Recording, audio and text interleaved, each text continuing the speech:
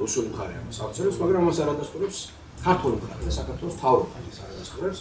და როგორ შემოვისმინე უამრავი მინისტრის, თანამდებობის პირის განცხადება ამასთან დაკავშირებით დაწყებული საგარეო საქმეთა სამინისტროდან განთავებული პარლამენტის შესაბამისი კომიტეტის თავმჯდომარე. მეც ვერაფერს ვერ დავამატებ. ეს არის მე ვფიქრობ, ციცრუე, შეგნებულად გავრცელებული ჭორი, მონაჭორი, ძალიან ოსტატურად გავრცელებული ახლა.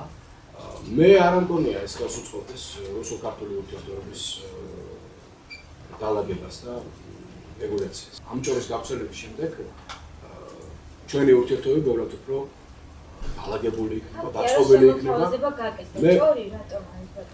მე არ ვიცი, ვის გაკეთდა, სად გაკეთდა, ვინმისთან საუბრობს.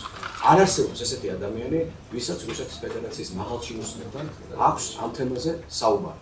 თუ თქვენთან აქ პრაიმ-თაიმში არეკა ვინმე, რუსეთის საგარეო საქმეთა სამინისტროა თქვენ შემოგთავაზat ეს? შემოგთავაზat, მეგონი არ შემოგთავაზat. ბელორუსიის პრეზიდენტის რამდენიმე მე ბელორუსიის პრეზიდენტი ნაკლებად მაინტერესებს, მე მაინტერესებს ჩემი ქვეყანა, ჩემი ქვეყნის ინტერესები, ჩემი ქვეყნის სტრატეგია. ეს ჩემთვის ცნობილია, ასევე ცნობილია ჩემი ქვეყანას შიგნით და მის ფარგლებს გარეთ.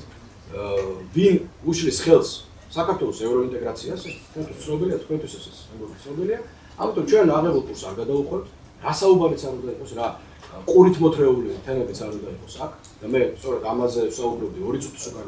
ძალიან ბევრი და ძალიან ესეთი მნიშვნელოვანი ბარიერები გვექნება ჩვენ გადასალახი ამ გზაზე, ფათერაკები ბევრი იქნება.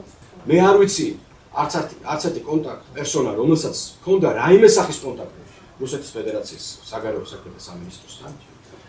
მე მესმის წუხილი უმცირესობის ამ თემასთან დაკავშირებით, რომ ჩვენ არ უნდა დავბრუნდეთ ესეთში. მე ამ სულისკვეთებაში ბატონ ბარამიძეს და ნებისმიერ უმცირესობის წევრს და ლიდერს ვეთანხმები და თანაზიარი ვარ.